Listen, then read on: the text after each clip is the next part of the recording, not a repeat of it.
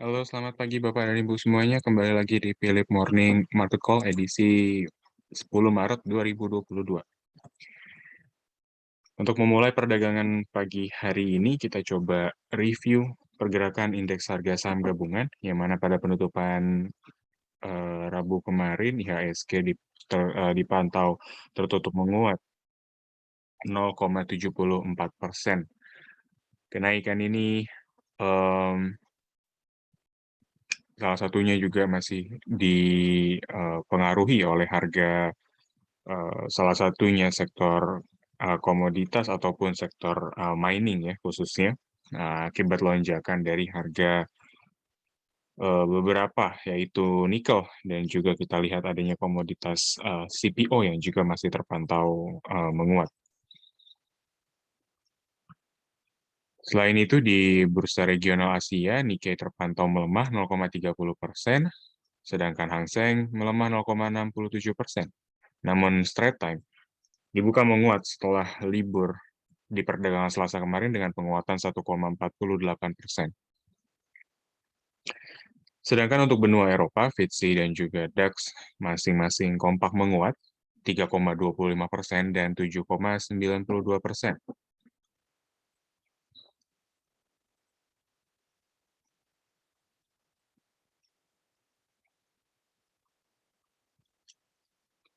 Dari bursa Wall Street, Dow Jones, S&P dan juga Nasdaq kompak menguat dengan penguatan terbesar dipimpin oleh Nasdaq sebesar 3,59% dan disusul oleh S&P 500 sebesar 2,57%. Dari harga komoditas, WTI terpantau menguat 1,16%, sedangkan Brent melemah 13,2% pada perdagangan malam tadi. Sanksi ekonomi oleh Amerika Serikat dan juga beberapa negara sekutu atas minyak Rusia memberikan satu dampak yang cukup negatif untuk harga Brent, sedangkan WTI masih terpantau menguat. Sebelumnya kita ketahui Amerika Serikat dan juga Inggris menekan sanksi larangan impor terhadap minyak mentah asal Rusia. Selain itu, gas alam pun juga disanksi oleh beberapa negara dan di situ adanya Inggris menekan sanksi supply gas yang berasal dari Rusia memicu setidaknya kekhawatiran oleh para pelaku pasar, khususnya di harga Brent, tentang supply dunia yang bisa dinilai akan menjadi oversupply. Sedangkan gold terpantau melemah 2,70%. Selain itu menyusul batu bara menguat tipis 0,28%, masih di kisaran 426,8 US dollar per metric ton. Sedangkan CPO terpantau masih menguat 11,16%, kembali ke level 7.577. Sedangkan nikel juga kembali menguat dengan harga terakhir di penutupan adanya di kisaran 50.271. Nikel sebelumnya disuspend akibat lonjakan yang di luar dari kewajaran. Namun nikel pada perdagangan malam kemarin ditutup menguat kembali signifikan 68,58%. Sedangkan tins menguat 4,10, namun koper ataupun tembaga turun 2,03%. Untuk perdagangan pagi hari ini ataupun di hari ini, IHSG kami proyeksikan memiliki potensi atau kecenderungan bullish moderate dengan rentang support dan resisten di antara level 6.825 dan 6.890.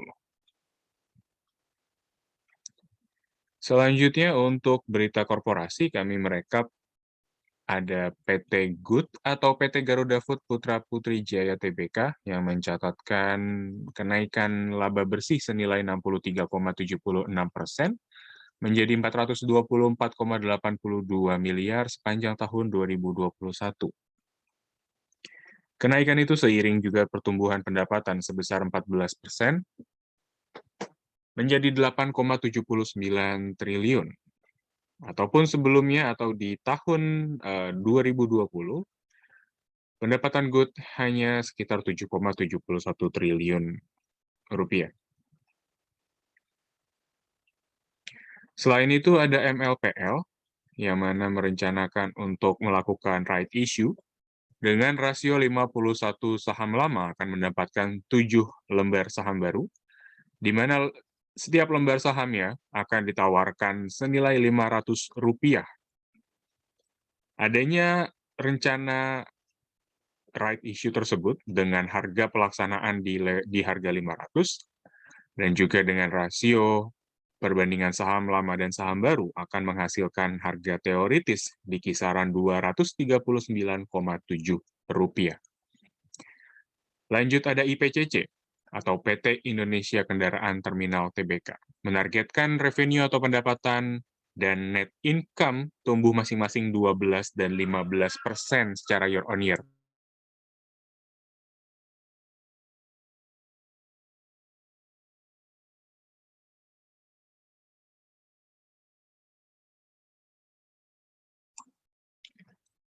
Sebelumnya, di sepanjang 9 bulan pertama tahun 2021, IPCC membalikan kondisi dari sebelumnya menanggung rugi senilai 32,7 miliar di tahun 2020 menjadi laba senilai 16,6 miliar rupiah. EBITDA naik 131,2% secara year on year, dan earning per share juga turut membaik dengan perolehan sebesar 9,13 dibandingkan periode 9 bulan tahun lalu.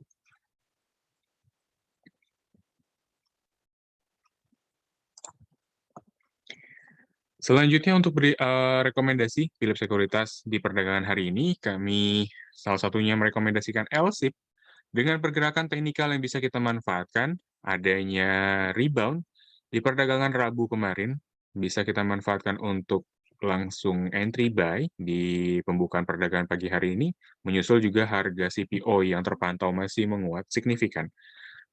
LSIP kita bisa rekomendasikan trade buy di 1455 dengan target price pertama di 1515 dan target price kedua di 1550. Untuk stop loss-nya kami sarankan di kisaran 1390.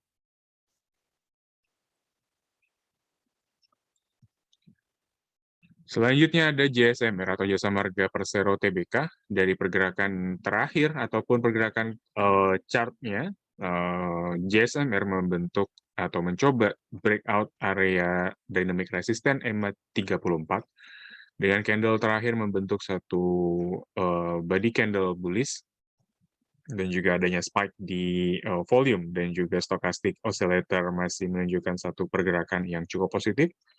JSMR kita bisa sarankan atau bisa kita rekomendasikan buy di 3.600 atau tepat di kisaran area resisten yang sedang dia uji.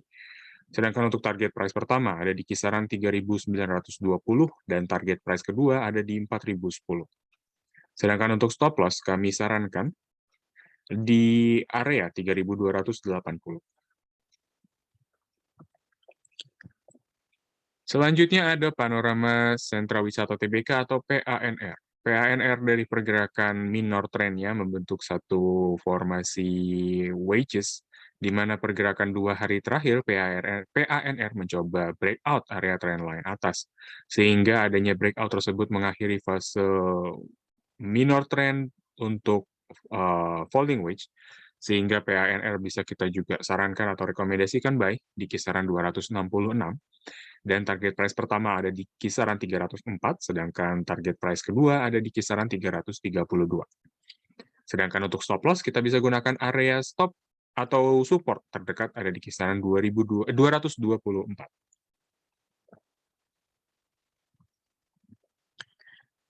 Selanjutnya kita mau mengumumkan bahwa Philips Sekuritas Indonesia sedang ada program cashback tiap bulan.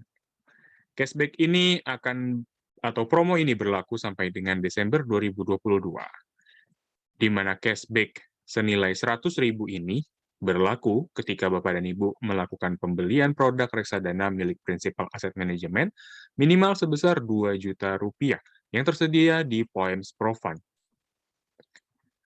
Promo ini tidak berlaku untuk produk reksadana pasar uang.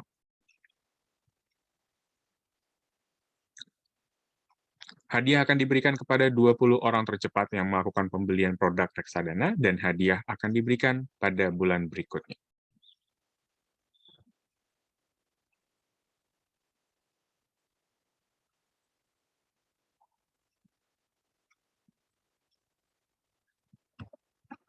Baik, yang selanjutnya kita bisa buka sesi tanya jawab. Dipersilakan menggunakan kolom Q&A dan saya akan berikan waktu 1-2 menit untuk Bapak dan Ibu menuliskan pertanyaan.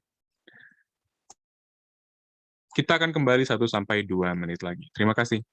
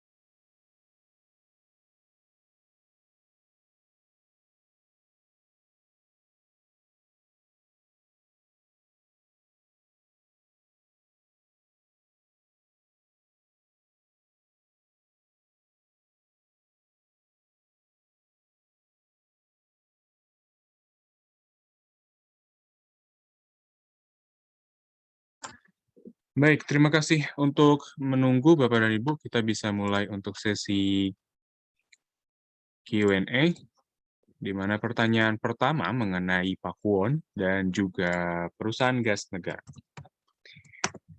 Untuk Pewon-nya, kita bisa lihat adanya satu breakout area EMA 90, di mana Pewon kemarin juga mencatatkan satu kenaikan atau lonjakan yang sangat signifikan. Pewon sudah cukup jauh meninggalkan satu area dynamic resistennya, dan Pewon terakhir itu juga tembus area klasik resisten ada di kisaran 505. Untuk ke depan, sebenarnya dengan adanya breakout trend exponential moving average ini, kita bisa nilai cukup baik untuk Pewon-nya sendiri.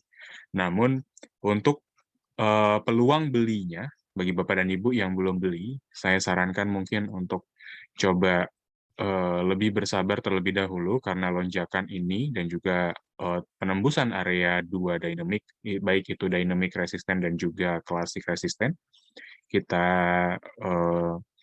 ekspektasikan ada satu pergerakan yang lebih moderate pada perdagangan hari ini. Jadi, untuk spekulatif buy, ataupun Bapak dan Ibu yang ingin melakukan spekulatif buy pada perdagangan pagi hari ini, kita bisa sarankan untuk mewaspadai adanya koreksi yang mungkin akan terjadi di Pewon setelah adanya penembusan 2 resisten. Secara keseluruhan masih cukup baik. Selama Pakuwon, kita bisa nilai dari Fibonacci retracement, koreksi yang mungkin bisa kita katakan wajar ada di kisaran 465 atau tepat mendekati area EMA 90-nya. Jadi kalaupun Pewon sudah breakout area EMA 90 dan juga tren ke depan diekspektasikan akan lebih mengarah kepada bullish, kami rasa exponential moving average atau rata-rata 90 harinya pun juga masih akan terlampaui ya. Jadi maksudnya mungkin pergerakan Pewon, kalaupun memang masuk fase bullish, kecenderungannya mungkin akan ada di atas area EMA 90 ya, atau rata-rata 90 harinya, karena ekspektasi dari pasar sudah lebih tinggi dari rata-rata Pewon 90 hari. Karena seperti yang kita ketahui, Pewon juga dari 90 harinya ya, itu memang bergerak dalam fase bearish. Seperti itu. Kita ketahui dari tanggal ataupun akhir tahun lalu, Pewon ini sudah merasakan adanya fase bearish yang cukup panjang, sehingga exponential moving average atau rata-rata 90 harinya pun juga menunjukkan satu fase yang bearish. Jadi adanya breakout ini cukup berarti untuk Pewon ya sebenarnya. Lanjut ada Pegas atau perusahaan gas negara. Kalau dari Pegasnya kita bisa katakan cukup menarik untuk spekulatif buy, karena di sini ada satu candle tidak bisa dikatakan hammer, tapi mungkin di sini masuk kepada bullish harami. Sebenarnya Pegas ini dia punya area support ya, atau area yang bisa kita gunakan sebagai area pemantulan ada di kisaran 1480 atau tepat di kisaran area resisten dia, bekas resisten yang saat ini menjadi support klasik. Kalau lebih rinci lagi kita coba lihat untuk dari Fibonacci retracement-nya, ya memang dia punya dua area support ada di kisaran 1495 sampai 1465. Jadi ya 1480 adalah titik tengah di antara dua area support yang berdasarkan rasio Fibonacci 0,5 dan 0,618. Kami rasa kalaupun Pegas ingin spekulatif buy pada perdagangan hari ini, kita pun bisa coba rekomendasikan ya, tapi mungkin resiko sedikit lebih tinggi dibandingkan kita tunggu area 1480. Ekspektasi kita mungkin Pegas akan coba menguji area resistennya kembali, ada di kisaran 1620 ya. Mungkin titik itu adalah titik yang lebih aman kalau kita ingin melihat adanya potensial upside untuk perusahaan gas negara. Ke depan mungkin kita bisa secara keseluruhan ya, sebenarnya kita lebih prefer untuk merekomendasikan Bapak dan Ibu tunggu di kisaran 1465. Namun jika memang ada ketertarikan untuk spekulatif buy, ekspektasi kita pun mungkin bisa kita sarankan di 1620 sebagai target price, seperti yang sudah disebutkan sebelumnya. Lanjut ada SGER sama BBRI, mohon analisanya. SGER. Oke, SGER. Kalau dilihat mungkin di sini dari teknikalnya masih cukup oke. Kalau kita bisa lihat adanya tren ataupun chart pattern, SGER pun juga membentuk satu chart pattern yang cukup oke sebenarnya. Namun di sini SGER sudah melampaui area 1,618 Fibonacci retracement atau area resisten dynamic setelah adanya penembusan di kisaran area resisten klasik. Kalau kita coba perhatikan dari pergerakan sebelumnya, SGR pun juga menjadikan area 1,618 Fibonacci retracement ini sebagai area resisten yang kuat. Di sini coba saya tandai terlebih dahulu. Oke, nah di sini tepat di kisaran 1,618. Dia tembus atau dia coba breakout, tapi ternyata dia nggak mampu ya. Habis itu dia lanjut membentuk satu fase koreksi ya atau bearish jangka pendeknya. Jadi untuk pencapaian area 1,618 saat ini kita khawatirkan pun juga akan kembali sama seperti pola sebelumnya. Jadi saran saya mungkin SGER baiknya tunggu di area EMA 90 karena di sini kita lihat exponential moving average menjadi area pemantulan. Ya, mungkin setidaknya kalau tidak tepat di area EMA 90, setidaknya mendekati area EMA 90 akan menjadi area yang cukup oke untuk kita tunggu. Atau untuk kita koleksi ya, seperti itu. Lanjut, BBRI-nya, bagaimana dengan analisanya? BBRI kemarin apa namanya, bagi dividen ya, dan masuk ex-date-nya, cash dividen Rp174, kemudian pergerakan kemarin dia menguat 3,16%, stokastik RSI sebenarnya masih cukup menarik kalau kita tunggu ya pergerakan selanjutnya. Namun untuk action buy apakah bisa atau tidak, kami rasa eh, masih cukup oke sebenarnya. Kalau kita berpandangan kepada jangka yang lebih panjang ya, bukan untuk spekulasi jangka pendek. Karena BBRI walaupun pergerakan saat ini atau beberapa hari kemarin di apa 1 minggu kemarin dia koreksi ya, namun secara keseluruhan BBRI masih dalam fase bullish ataupun keberlanjutan dari breakout dia punya trend line kemarin. Seperti itu. Jadi kami rasa mungkin BBRI untuk time frame jangka yang lebih panjang itu lebih menarik untuk kita tunggu. Tapi kalau misalkan untuk spekulatif jangka pendek mungkin agak cukup beresiko seperti itu. Oke, lanjut Antam dan Indi, analisa seperti apa?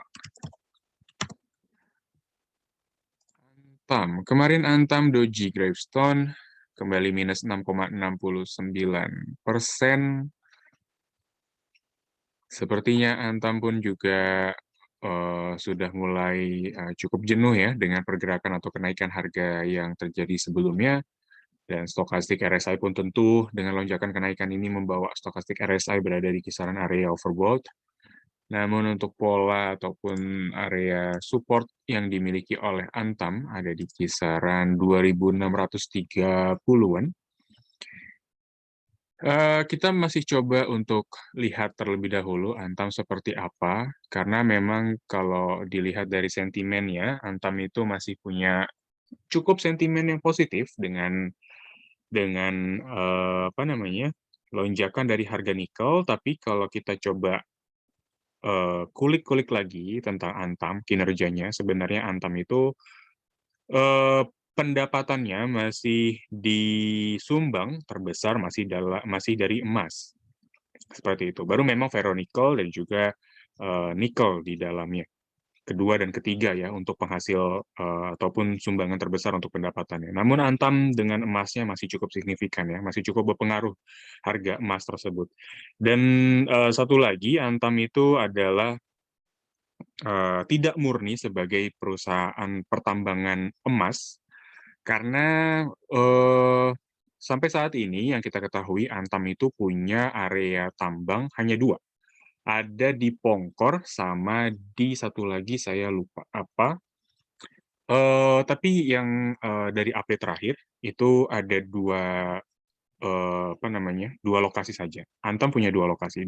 Jadi bagaimana dia memenuhi eh, produksinya ataupun emasnya untuk dijual kembali, maka Antam melakukan pembelian dari mine site lainnya ataupun lokasi tambang lainnya seperti itu. Jadi dia melakukan pembelian kembali kemudian dia jual berdasarkan average selling price yang ditetapkan.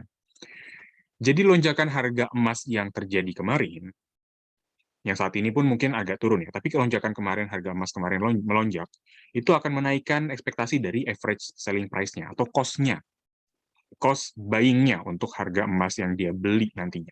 Dan itu akan menaikkan ekspektasi dari ASP atau average selling price-nya. Di situ dikhawatirkan akan mempengaruhi salah satu margin dari Antam yang bisa Antam dapatkan, seperti itu. Jadi nikel kemarin memang iya oke, dia menaikkan harga ataupun ekspektasi dari Antam. Euforia, semua panik buying untuk Antam. Tapi untuk saat ini bagaimana Antam kembali melihat adanya pola dan juga teknikal yang sudah mulai jenuh dan kembali lagi pada basicnya sebenarnya Antam hanyalah satu perusahaan trading emas seperti itu. Dia beli kemudian dijual, bukan dari tambang dia keruk, kemudian dia atur sedemikian rupa dengan sehingga produksinya tercapai sekian, kemudian dengan cost sekian, average selling price dia sekian, seperti itu. Jadi dia benar-benar mengandalkan harga emas pasar untuk cost buying dan juga sell cost-nya, ya, cost selling-nya, seperti itu. Jadi Antam ke depan, teknikal saya rasa coba lebih diperhatikan atau diwaspadai terlebih dahulu, kenaikannya sudah cukup tinggi dan juga melonjak, sehingga itu akan memberikan satu ruang bagi Antam untuk coba koreksi dan melanjutkan koreksinya. Balik kita ke Indi. Indi pun juga koreksi ya dengan harga batubara yang so-so. Saat ini pun juga harga masih dikatakan cukup positif, tapi kenaikan sudah mulai terbatasi untuk harga batubara. Bagaimana dengan ekspektasinya? Kami rasa sebenarnya secara keseluruhan Rusia dan juga Ukraina sampai saat ini belum menandakan adanya perdamaian ataupun langkah akan adanya konsiliasi atau pembicaraan yang lebih serius untuk ke arah perdamaian. Sampai saat ini pun juga kita masih melihat harga gas alam atau natural gas masih melonjak sangat-sangat signifikan. Dan natural gas ini pun kalau masih terus melonjak, posisi dia pun akan lebih di atas dari harga batubaranya. Harga batubara yang lebih rendah dari natural gas akan mengarahkan negara-negara Eropa switching ke batubara sebagai komponen dari energi ya yang cukup murah atau lebih murah dari natural gas. Namun sampai saat ini kita lihat Brent juga melemah 13% ya tadi atau perdagangan malam kemarin setelah adanya sanksi dari Amerika dan juga sekutu atas oil ataupun minyak dari Rusia. Ini semakin memberikan cerita yang lebih kompleks ya untuk harga batubara sendiri karena adanya impose ataupun sanksi yang dikenakan oleh Rusia untuk harga minyaknya akan memberikan satu ekspektasi bahwa minyak Rusia pun tidak akan digunakan, sehingga bisa dikatakan untuk supply dari Rusia sendiri akan membanjiri ya pasar seperti itu. Namun kita tidak bisa tutup bahwa benua Eropa pasti akan membutuhkan energi dan salah satunya antara batu bara ataupun minyak dunia. Secara keseluruhan kita masih sematkan positif untuk dua sektor komoditas tersebut. Namun untuk saat ini mungkin Indi dengan pergerakannya kita bisa sarankan coba untuk wait and see terlebih dahulu sembari melihat harga batu bara yang lebih kondusif. Secara teknikal, kalau kita kembali lagi ke dalam analisa teknikal, kita bisa gunakan area 2240 sebagai area yang paling rendah untuk kita coba entry buy, seperti itu. Di sini juga ada dua area mendekati area bekas resisten ya atau support saat ini, dan 2240 itu sudah sedikit melampaui di bawah area exponential moving average 24 atau dynamic support yang dimiliki oleh Indi. Jadi kita prefer coba tunggu dulu Indi sebelum kita coba melihat adanya peluang kenaikan ke depan, seperti itu. Lanjut ya, kalau kita kembali lagi, ada Ace Hardware dan juga RALS. Ace Hardware, kalau kita lihat Ace Hardware pun mungkin juga masih ada sedikit potensi penguatan, namun penguatannya kami rasa sudah cukup terbatas, karena di sini Ace Hardware punya historical, dia tertahan ya sebelum dia mencapai area EMA 13, dia kembali melanjutkan fase bearish yang kita ketahui pun sampai saat ini Ace Hardware masih dalam fase bearish sebenarnya.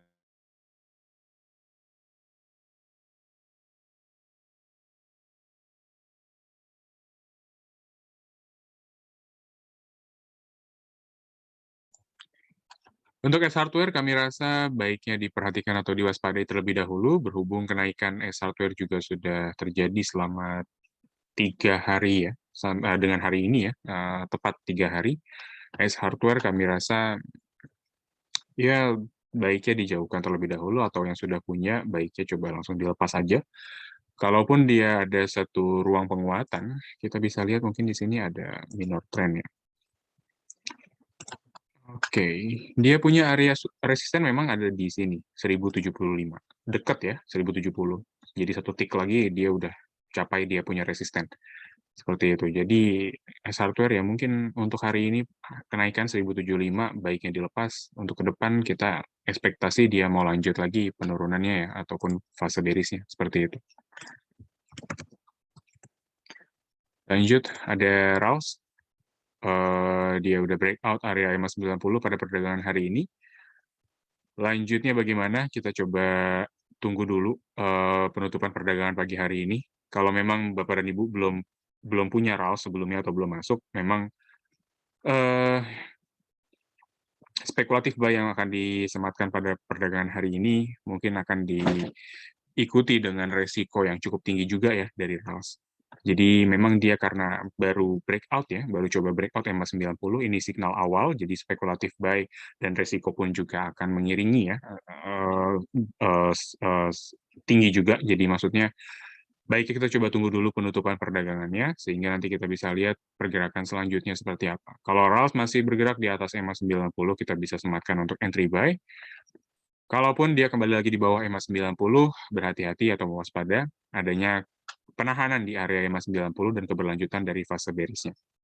Sampai saat ini RALS masih bergerak dalam fase bearish. EMA 90 masih jadi area dynamic resistance tertinggi yang dimiliki oleh RALS. Seperti itu. Lanjut ada AALI dan juga Telkom, support resisten di berapa? Astra Agro Lestari, support dan resisten. Astra Agro Lestari kalau kita lihat support klasik ya, support klasik itu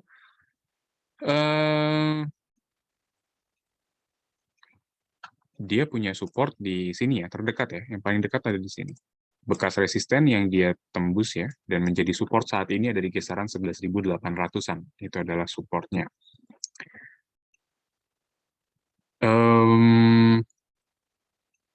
Untuk lebihnya ya sebenarnya, dia punya klasik support kedua ada di kisaran 11.250-an. Ya, 11.250. Jadi adanya penembusan area resisten, kan dia kemarin tembus ya area resistennya. Kemudian hari ini dia koreksi karena memang resistennya udah dicoba dicapai ya, dia coba koreksi dulu. Dan kami rasa sih antara 11.800 sampai antara 11.800 dan 11.250.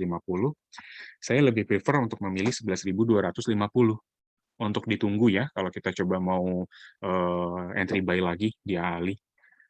Kayak gitu. Kalau dilihat dari Fibonacci retracement, tentu 11.800 ini terbilang area resisten awal ya. Jadi kalau yang mau tepat di kisaran area golden ratio yang di antara 0,6 dan juga 0,5, ya itu ada di kisaran 11.250. Karena di sini ada rasio 0,5, ada di kisaran 11.214 ya, atau ya kita bisa katakan mendekati ya, lebih mendekati area 11.250-an. Kayak gitu. Jadi prefernya gitu sih ya. Baiknya coba tunggu dulu aja.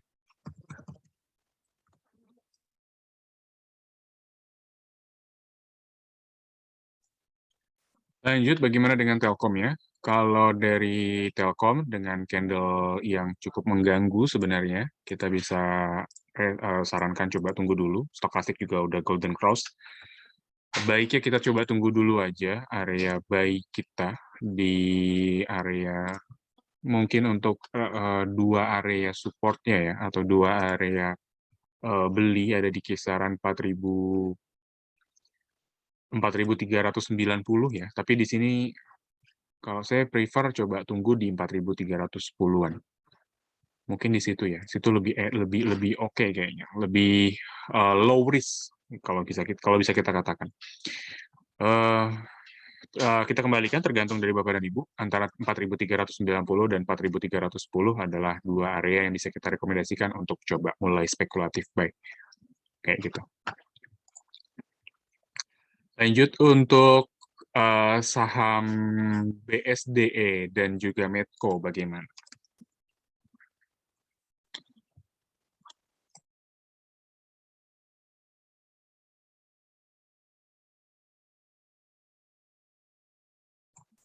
Oke, BSDE. BSDE udah mulai koreksi ya. Ini yang kita khawatirkan. Sektor properti lonjakan 2 hari, dia breakout area dynamic resistant.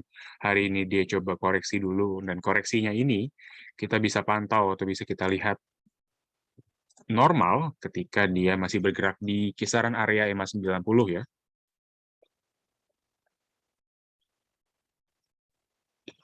Jadi untuk ke depan, properti saya rasa cukup diwaspadai terlebih dahulu saja.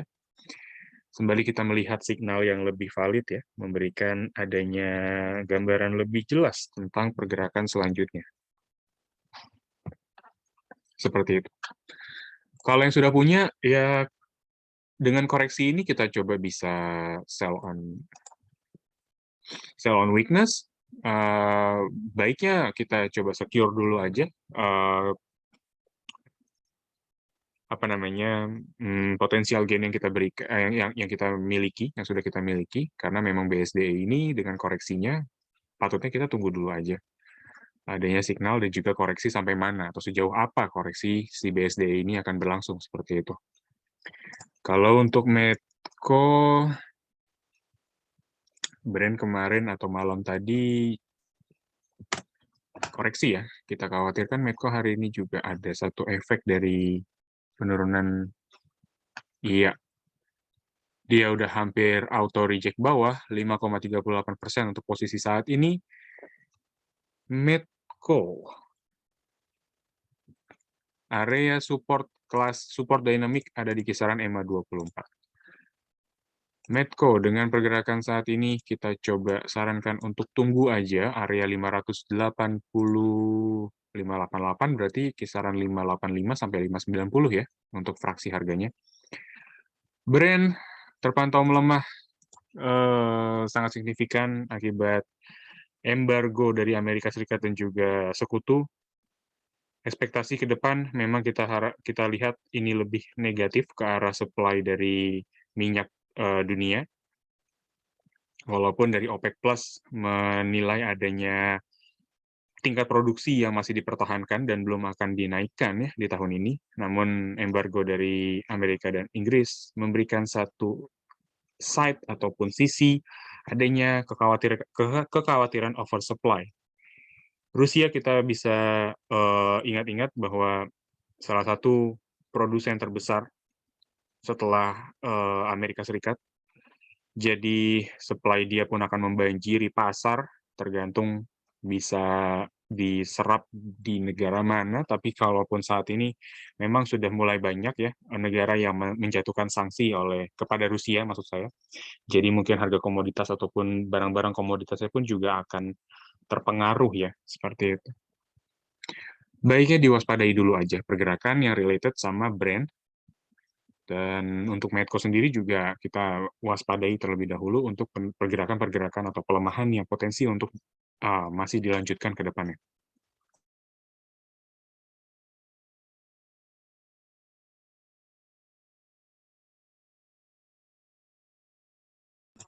Baik, selanjutnya untuk saham Arto ya. Kita belum bahas Arto dan Exo. Coba kita lihat Arto.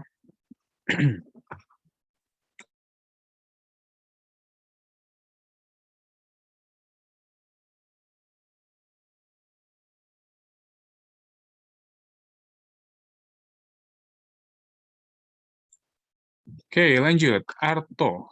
Dari Bank Jago kembali bergerak di bawah area EMA 13, walaupun hari ini ada satu pola yang mengarah kepada Morningstar ya, tapi candle hari ini pun juga nggak begitu signifikan sebenarnya. Arto ada satu gap, dia buka gap 2,17% posisi saat ini, dengan doji gravestone yang terbentuk kemarin, kami rasa mungkin untuk Arto pergerakannya akan cenderung terbatas ya, masih di kisaran area EMA 90 setidaknya ya untuk harga ataupun level yang paling tinggi ya. Tapi yang jelas Arto ini masih ketahan di area EMA 24. Di sini ada area EMA 24 dan terlebih lagi Arto juga udah bergerak di bawah area rata-rata 90 hari, jadi patut diwaspadai adanya potensi ataupun pandangan yang lebih ke bearish untuk Arto ke depan. Lanjut EXO.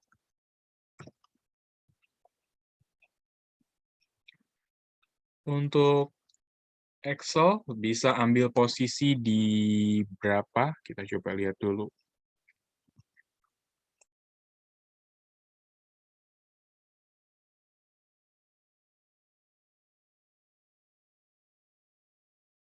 Oke, kalau untuk EXO ambil posisi di berapa? Apakah bisa ambil posisi untuk saat ini? Saran saya mungkin agak tricky ya, dan juga berisiko kalau kita ambil posisi saat ini.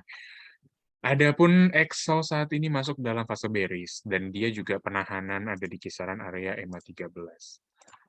Kita khawatirkan dia punya penahanan kembali di area EMA 13 kembali, jadi dan melanjutkan fase bearishnya juga tentunya ya.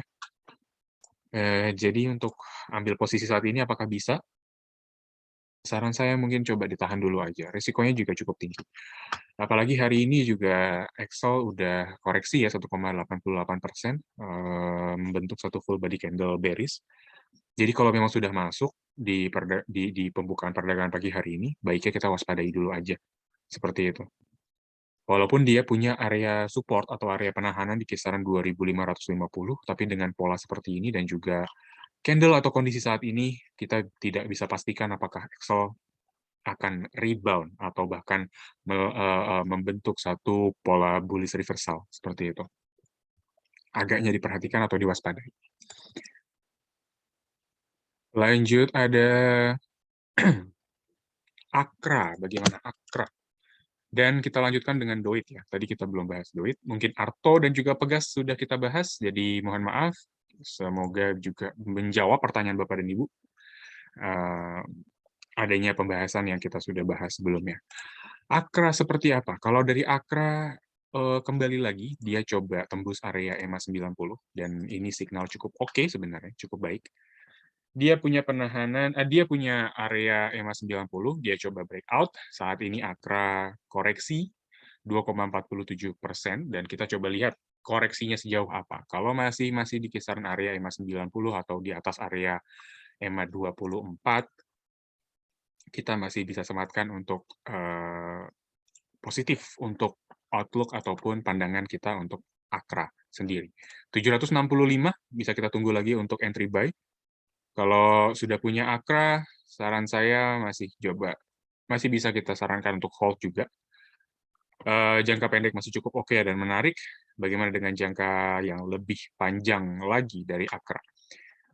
Akra sampai saat ini dia masih bentuk satu formasi bullish sejak tahun atau penurunan terdalamnya ya di 23 Maret 2020 kemarin dia coba lanjut fase bullish-nya, dan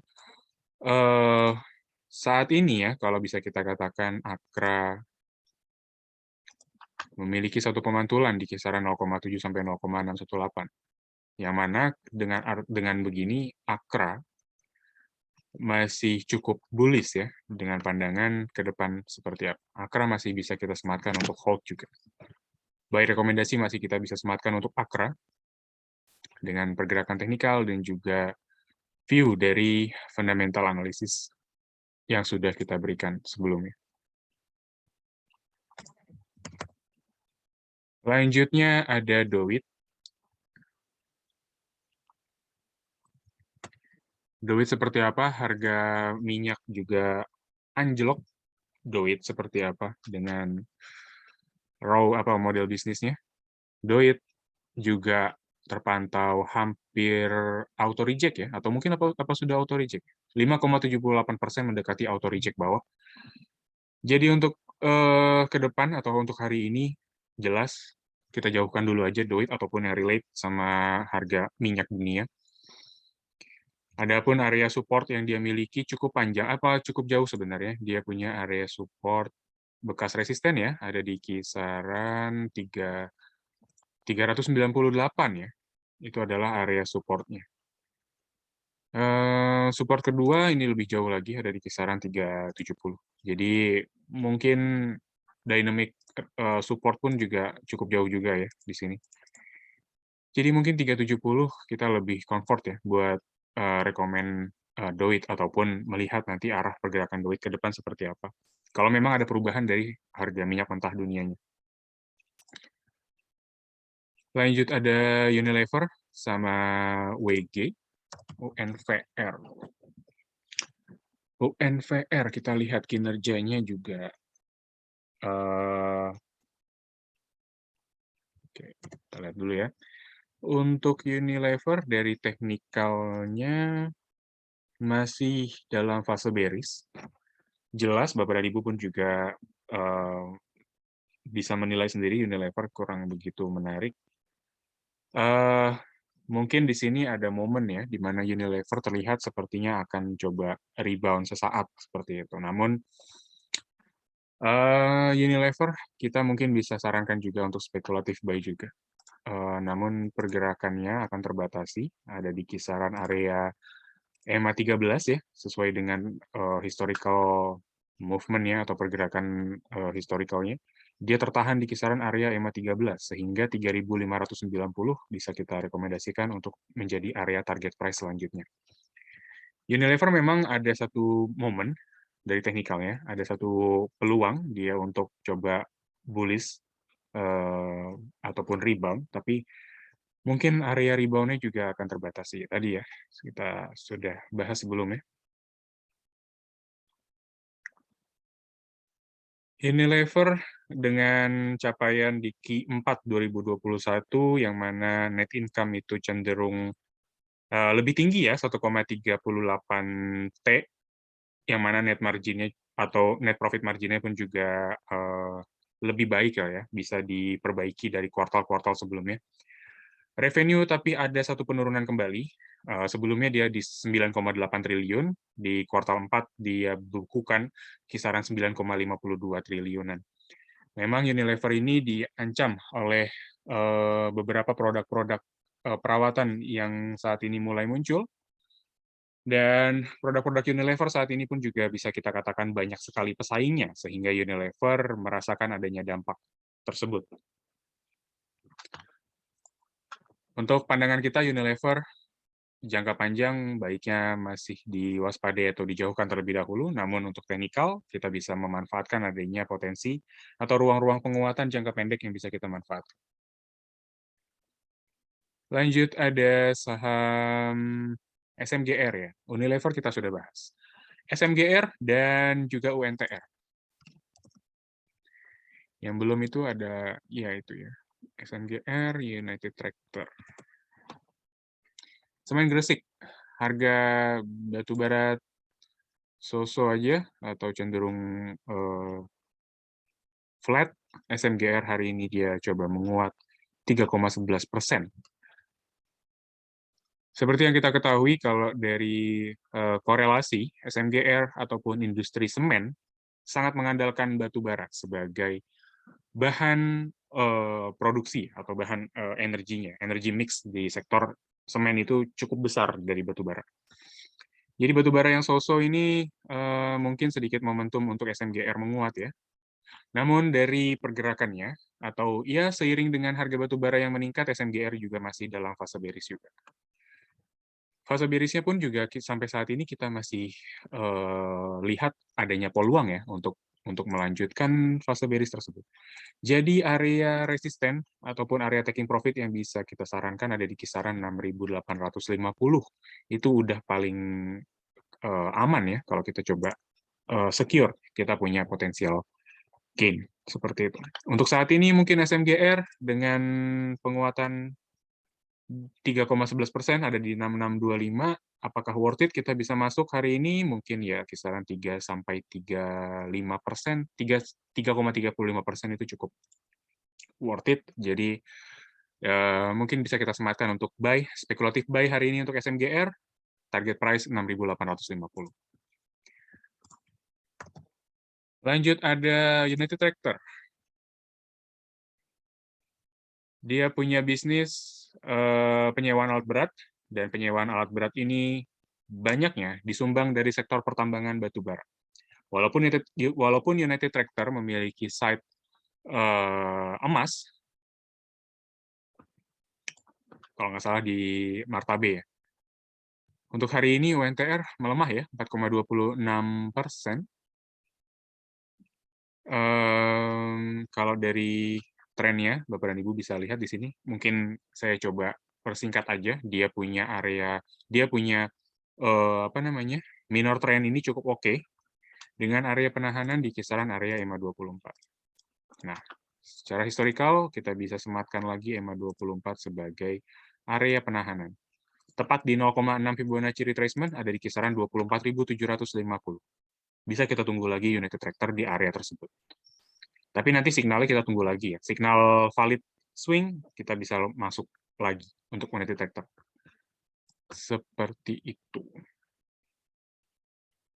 Yang selanjutnya ada pertanyaan mengenai SILO dan TPIA.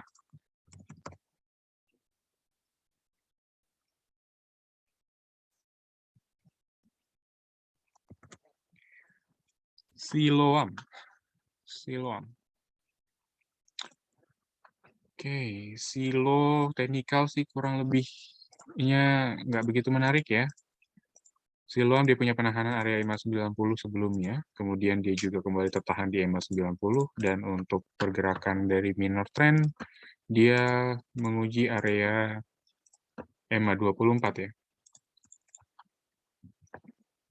Silo, sepertinya sektor-sektor healthcare ataupun rumah sakit mungkin sudah mulai ditinggalkan ya untuk momen saat ini dan switching ke sektor lainnya. Dan untuk silo, dari pergerakan terakhir, kita sarankan mungkin untuk berhati-hati. Kecenderungannya ini lebih kepada arah bearish ya. Support dia punya di 7450, dan itu mungkin bisa kita perhatikan juga, dan sepertinya 7450 dengan pola seperti ini akan ditembus dan mengarah ke 7300. Dan bukan tidak mungkin dengan pola seperti ini yang masih konsisten, dia bentuk lagi pola support baru. Jadi untuk keseluruhannya, silo kita tidak sarankan untuk coba masuk ya. Mengenai TPIA-nya, bagaimana dengan sektor lain untuk TPIA ya. TPIA pun juga kembali bergerak di bawah EMA 13 dengan area pemantulan di area EMA 90. Namun pemantulan ini kita coba perhatikan terlebih dahulu. Adapun ruang penguatan dia, kami rasa masih cukup menarik untuk ditunggu. Dia punya area taking profit ya, atau resisten ada di kisaran 8.925-an. Itu adalah target price yang paling-paling tinggi ya, ataupun yang paling rekomen yang bisa kita berikan. TPIA. Ya, oke. Memang agak cenderung tidak ada pola ya sebenarnya ya TPIA ini. Tapi dia punya penahanan area EMA 90 cukup oke sebenarnya. Jadi kalaupun mau beli hari ini bisa kita sematkan juga untuk spekulatif buying juga. Tapi kalau ada penutupan di bawah EMA 90 atau di kisaran 8.200 atau 8.300 ya. Kalau dia tutup di 8.300, baiknya langsung dibuang aja. Risikonya lanjut dia, mau lanjut fase bearish-nya. 3,4 cukup oke lah. Kalau dengan bandingannya ya masih risk reward-nya mungkin 1:1 ya kalau untuk TPIA. Tergantung Bapak dan Ibu masih menggunakan risk reward 1:1 masih oke atau tidak. Kalau memang nggak begitu worth it, risk reward 1:1 baiknya dijauhkan aja TPIA. Seperti itu. Oke, ada PTPP sama MDK. PTPP. PTPP. Konstruksi. Hari ini dia melemah 1%. Dia bentuk doji, dia bentuk apa namanya, pola dark cloud cover. Dark cloud ini agak mengganggu sebenarnya. Signal dark cloud itu cukup valid ya. Kalau ada dark cloud, apalagi dia uji area resisten atau dynamic resisten, potensinya cukup besar akan melanjutkan fase bearish ke depan. Jadi PTPP dengan pengujian area EMA 90 dynamic resistant dan juga dark cloud cover yang terbentuk saat ini, kita lebih sarankan untuk coba berhati-hati. Karena potensinya ini cukup besar untuk melanjutkan fase bearish-nya. Apalagi PTPP saat ini pun juga masih dalam fase bearish-nya, Walaupun dia ini hampir coba bentuk area double bottom. Tapi ingat lagi, double bottom itu bisa kita manfaatkan kalau dia juga udah tembus area neckline-nya. Ini lebih apa namanya? Lebih secure ya, lebih aman lagi kalau kita tunggu di neckline. Neckline dia itu ada di kisaran 1065. Kalau dia tembus neckline, bisa kita manfaatkan atau bisa kita katakan adanya satu pola double bottom seperti itu. Namun kalau Bapak dan Ibu yang sudah spekulatif kemarin, saat ini kita coba sarankan untuk baiknya dilepas terlebih dahulu aja. Secara jangka pendek atau harian, PTPP coba koreksi dulu. Tapi koreksi yang bisa kita anggap sebagai koreksi wajar, kita bisa lihat atau sematkan di sini, ada di kisaran 975. Itu adalah area yang cukup wajar. Artinya, dia masih bergerak di atas area EMA 24, kalaupun dia mau melanjutkan fase bullish-nya atau reversal bullish. Seperti itu. 975 itu udah apa namanya support ataupun batasan toleransi ya, untuk melihat adanya koreksi PTPP ke depan. Lanjut ada MDKA, Merdeka Copper Gold. Hari ini MDKA juga melemah 6,09%, menyusul adanya rangkaian kenaikan yang terjadi sebelumnya. MDK punya area support yang bisa kita perhatikan ada di kisaran 4.140 ya untuk saat ini. Dan dari dynamic support dari Fibonacci retracement ada di kisaran 4.070 ya. Ini fraksinya kan mungkin 2.000 sampai 5.000 ya. Ya, kurang lebih di 4.070. Itu adalah area dynamic support yang diberikan oleh Fibonacci retracement. Seperti itu. Untuk saat ini baiknya kita coba biarkan koreksi ini terus terjadi dan baiknya masukkan ke dalam watchlist perdagangan sampai nanti dia mencapai area 2, area support tadi untuk kita kembali spekulatif buy. Kayak gitu. Lanjut ada SCMA sama KF. Kita coba KF dulu. KF. Oke, KF. Agaknya diperhatikan dulu aja ya, waspada. Resiko masih cukup besar melanjutkan fase bearish-nya dengan support dia cukup jauh sebenarnya. Area support ada di kisaran 1620, itu yang paling-paling dekat dengan area support selanjutnya. Ini walaupun nggak tepat ya, ada di kisaran 1070-an. Kalau kita coba tepatkan aja. Oke, dia ada di kisaran 1065 ya berarti. Ada di kisaran 1065 itu adalah area support yang selanjutnya, seperti itu. Tapi KF dengan pola candle seperti ini saya nggak begitu rekomen ya. Nggak begitu menarik sebenarnya KF ini. Tuh candle masih nggak bisa kita cermati ya, atau nggak bisa kita baca untuk polanya. KF coba jauhkan dulu aja.